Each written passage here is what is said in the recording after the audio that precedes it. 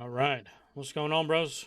Good to see you and welcome to the Empire. Well, You have boarding torpedo frickin' mounts, and the amount of mounts. I think they're going a little crazy with the mounts. Okay. I think they, watching Asmongold and shit. They've got they got mount fever. But there's going to be breeding and all sorts of things with the mounts. But the variation, there's going to be water striders. There's going to be underwater mounts. There's going to be, tanky mounts, fast mounts, bunch of gliders, flying mounts, all sorts, and all with a bunch of different. They each get an active ability. Each has uniqueness to it, which is wild. And it's not just the uniqueness um, is a visual. Okay, it's things that like, oh well, you want this mount for farming if you're farming this, or if you're farming in this area, right? Or you want this mount if you're in the water PvEing. You want this mount if you're in the water PvPing. If you're trying to board an enemy ship, or if you're trying to do something to a ship, slow it down or do something. They're going all in with the depth and breadth in so many aspects. Yeah, if this game is half of what they say, right, and it runs good, it's going to be pretty crazy. so that's important. Okay. Question number 12. Can we get a concrete list of professions and which artisan classes they belong to? Ooh, professions. That is a good question. Ooh, And the answer is yes. We I can get didn't. that. I didn't Actually, think. And professions let's too. do it live. But how many? I can How many professions? Can you be all professions? Do you have to? Do you have to specialize? this and tell you Let's what see. those are here. So, I'm sure the artisan team is likely like, "Oh my God, we're doing it live! We're doing it live!" Okay, so we have three types of branches that exist within the artisanship system, as you know. We have gathering, we have processing, and we have crafting. Gathering, processing, And each craft, of pretty those, as you standard. guys know, have different realms of applicability. Gathering, of course, is out in the wild. It's predicated on having the available tools. Those tools come from vendors, and you need to have supporting node structures in place around the world at certain levels in order to acquire certain tool sets that will allow you access to higher tier gatherables out in the wild. In the gathering profession, we have mining, Mining, we have lumberjacking or logging, logging, we have herbalism, all we have pretty fishing, standard. Fishing. and Okay. we have hunting. Hunting's its own skill. So those are the gathering professions. Okay. In the processing, we have metalworking, stone masonry, weaving, tanning, lumber milling, farming, animal husbandry, Animal husbandry, alchemy, alchemy. and cooking. Okay. And in the crafting, we have weaponsmithing, carpentry, arcane engineering, Okay. armor smithing, Probably like magic stuff. leather working, tailoring, jewel cutting, and scribing. A scribe. A scribe. So scribe.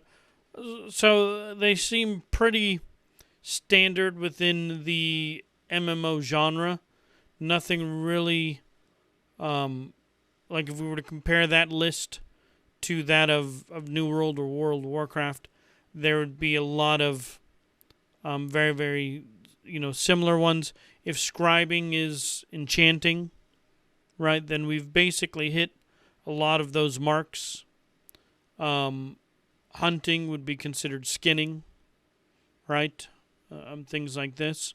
So pretty cool. Lots to choose from. But can we do them all? Or are we limited? Do we have to specialize? So, is that the first time we've released? I think that's the first time. Oh, okay. All right. So there you go. There is a concrete list of professions. Um, excuse me, of professions in the game, and many of those will be available in Alpha 2 as well. And actually, Cool, cool. as a point, as a note, um, something that we'll be collecting more feedback on is there is a gameplay layer to crafting. To get all the professions they need. And those Um, professions that I listed for the crafting, when you go to create a particular, I had multiple alts, right? And this is true. And when I did play World of Warcraft religiously, I had multiple alts and for all the professions I wanted. And sometimes I had multiple alts with multiple things. I had two jewel crafters, right? So that I had enough cooldowns because they were 24-hour cooldowns of things, right? So we had, like you want more things, you do more characters. And more alts, or if not more alts, more accounts. I don't think that it's completely bad to have people specialize, right? Because it makes things more scarce, more limited. If I put all this effort to be an enchanter, right? If I remember people, being selling enchants, right? That was their profession. That was how they made gold, because not everyone could do it. Not everyone put forth the effort. Not everyone had the rare enchants that people were looking for. And just like in capitalism, right? It's when you find that niche that you're able to specialize, and there's a demand, right? Then you've got, and it also kind of gives you a little bit of identity too within a game. Sorry about that. So I got my dad visiting. We're chilling with him half the day. He's still doing homework. He was just telling me but he finished his homework, and he's ordering dinner. So like in an hour, we'll take a little short break and go have a meal with him. But he went back to school for his PhD, and he's been going ham on that. Oh, Doggo's back here. What are you doing, Doggo? Huh? You wanna come say hello? Huh? I don't have anything for you. What's going on? Hi. I have nothing for you. All right, let's get back to it. particular item, you will have the opportunity to interface with that gameplay layer. And for example, and this is something you guys will be testing, this will be probably one of the spot tests actually that's coming up before Alpha 2. For example, if you're creating a sword and you're crafting that sword, you will have an interface, a gameplay layer that you will see, and you will begin to hammer actually that sword into an appropriate outline. And your performance there can help influence the outcome of your craft in that sense. That's now, fun. This is something we especially want to give feedback or get feedback on. What my feedback is, I like extra game layers. I don't mind little mini games that make things more interactive. As long as it's not like Lost Ark, where it's just a gotcha game, right? I don't think they're going in that direction, where you're just dumping resources to increase your chance. But it's not going to be too difficult. Click at the right time, click in the right area. Things like this that can make it the best possible thing. Obviously, if there's laggy servers and things like this, people may complain if they're unable to do it. Or if you can get an item that guarantees that you're going to get, the maximum for those that just suck at clicking, or, those that can't do jump puzzles. There aren't people. You do have to remember that an MMO is everyone. And not just everyone who's good at video games. Yo, what's up, Rail? Good to see you. And why I say that is I remember this guy back when we played World of Warcraft before we were a streamer, and he loved World of Warcraft. He might have loved World of Warcraft more than me. But if you ever watched him play, you'd be like, this dude's about to have a heart attack, right? He played Alliance, and the amount of emotion he had whenever he saw freaking Horde, and the stress that was going on his body, and things like that, and controlling your character and stuff. There's different levels of people, despite their desire to be able to play a game. Like I was playing Ring of Pain with my dad, right, on the TV in the living room, and I'm running through. I play the game, and I beat it on hard to show him the game, and I put it on like normal, and I give him the controller. Obviously, it takes time to like learn the controller and things like that. But even then, like response times, of things and going through things. Now, I don't think you should always necessarily. It's not about dumbing down the content, but making it accessible, right? Make sure that there's enough high end uniqueness for people that really are looking for that, but then also still make it accessible, so that it is available and someone can play. Isn't 720 fobbed? Let's see. Announcement. Not yet. No announcement yet, but we've got a video that we're going to watch after this about the situation. But there's currently no announcement in Discord that there's an active fob. But there are groups preparing for the demise of my Arc tribe. And there's video proof that we're going to watch after this video. We're 36 minutes in. It's a long thing. We're also stopping to talk about things.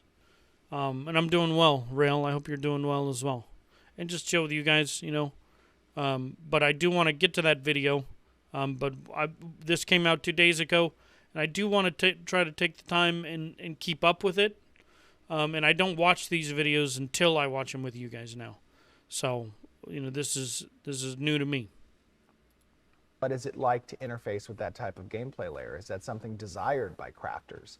Our designers, Corey, Brian, Mike, have done an awesome job in kind of detailing out what each of these professions within the crafting realm will utilize from a gameplay layer perspective when completing these crafts. And I think it's interesting. I think it's cool. But getting player feedback on that, because this is something that is a bit different than what we're accustomed to in a lot of MMOs that we've played, especially from the traditional crafter's perspective. Getting your guys' feedback on that is something that's going to be important, so keep a lookout for that. Okay, question number 13. How many active players, monthly subs, are necessary for the game to survive? That's an interesting question. And at how many active players would I consider the game to be a success? So this will be a sub-based game, and I am okay with that. I will pay a monthly sub if that means we have good enforcement, continued development.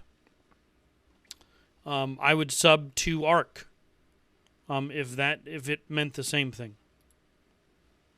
Well, that is a good question. I don't have a specific number of what is necessary for the game to survive. What I would tell you is that we have millions of pre-registrations for Ashes of Creation.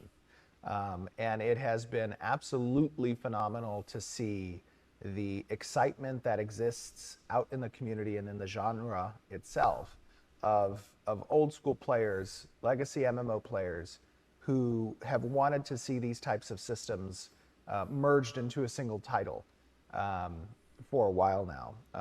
But more importantly, also a dedication and commitment from a company to ensure that the integrity of the game is not broken by pay-to-win monetization strategies or by pay-to-convenience monetization strategies.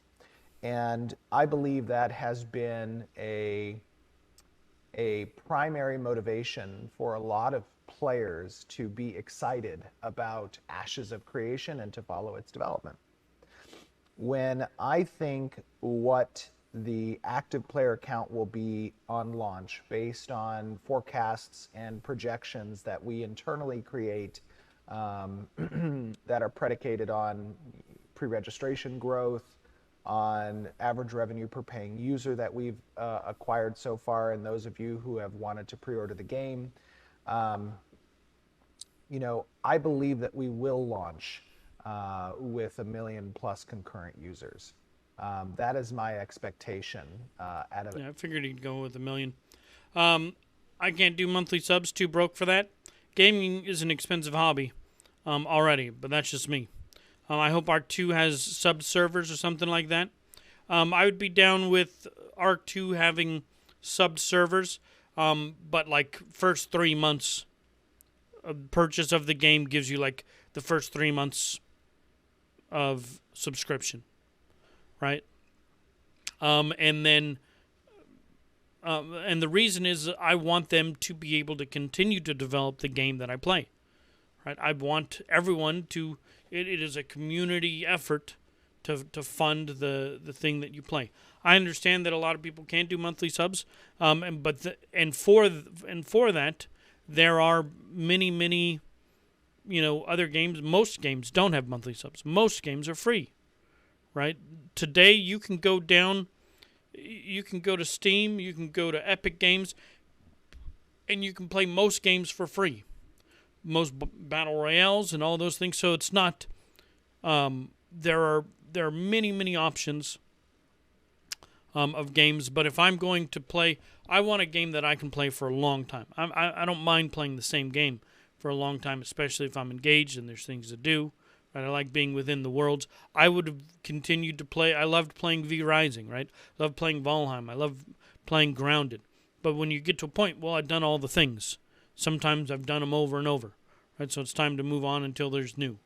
But I am more than happy, not saying that I want those games subbed, but I'm more than happy to help contribute to the development of games that we love by keeping them, solvent, by keeping them where they have the opportunity to hire more developers, right? They have the opportunity to work on more content, new content, more content faster. And a lot of that comes down to money, right? It's expensive to hire 10 more developers, or however many you need for a project. And one of the reasons why I'm okay with monthly subs is because it keeps them away from the skeleton of the game is different. The core mechanics of a game, the things that a player must do when they log in to a game, is defined by the monetary strategy of its creator, right? Because in the end, it's a business, and if it is a monthly sub, then they will cater to keeping their subscribers, right? Or making more people want to subscribe. While if it is a pay-to-win, then you have the majority, or free-to-play pay-to-win, you have the majority of people doing extremely repetitive, boring tasks until you hit a wall, and then there's a motivator to want to give them money, right, to stop making it hurt. And then there's people that'll give a lot of money so that they can feel more powerful than all the plebs, right? There's a core skeleton, a way that it affects the time that you put into the game, right? And that's why I didn't play a lot of those games. I want to play a game that is because it's fun to play, because I look forward to it. And if that means that I have to pay up front for good moderation, for good, trying to combat the level of cheating and bots and stuff, then please, because what we want is a good community, right? Of something that we can log into, that we look forward to jumping in Discord and playing with our friends, whether it's PvE or PvP. And it's not that the conversation is about how broken it is or how boring it is, and or paywalls and all sorts of things. Boosted rates, and they're moderated, so still playable. DAOC. What's DAOC? I haven't paid a sub since World of Warcraft. But I'm willing to, is what I'm saying. I'm willing to. At almost a minimum, and to qualify that projection, when we think about Dark Age the of types Camelot. of titles that exist within the MMORPG genre, we can observe what is this almost window of opportunity to present a next generation title that is utilizing a next generation engine like Unreal Engine 5, that has the visual fidelities that we are showcasing as part of our monthly live streams, and you guys can see the quality of the artistic development that our team has, and that espouses the types of design systems and philosophies that Ashes of Creation espouses, right? And when we think about watching at least just this year's development updates and the execution behind many of those systems, when we talk about the character creator, and they did a lot of work on character creator, and we talk about combat reiteration that we've done, both melee and ranged combat they've shown. They've shown a little bit of magic. That execution has been pretty good. And let's just take the character creator for example. It's been a goal of ours since 2017, since we first launched the Kickstarter. We verbalized our desire to have a next generation MMORPG character creator, something that lives up to a particular standard from other games that we've seen, like BDO has an amazing character creator. And that was talk, that was goals, and it's great to kind of verbalize what those things that we want to achieve are. And this year you got to see the first iteration of that character creator. And I think to many people's surprise, there was an execution there that held up to what our desires deep level were, of and depth what our verbal goals that we stipulated were. For the character creator. So in that regard, when we think about executing on the designs and systems that we've talked about for so long and we've seen as part of the core feature set available in Alpha 1, I believe that Ashes of Creation will be one of the most popular MMOs. And that belief is a healthy belief. It is not a bad thing. It's not overhyping. It is, you want people who are working on this product to have a goal to achieve something great. And when you have those goals, that creates pressure, it creates excitement, it creates motivation. All of those things are ingredients in the recipe for success. So when that's New World dropped, they had a million people have. Play the game. So I hope that answers your question. Okay. And question I could number easily 14. see 1 million people play this game. How far along with completion of class combat are you?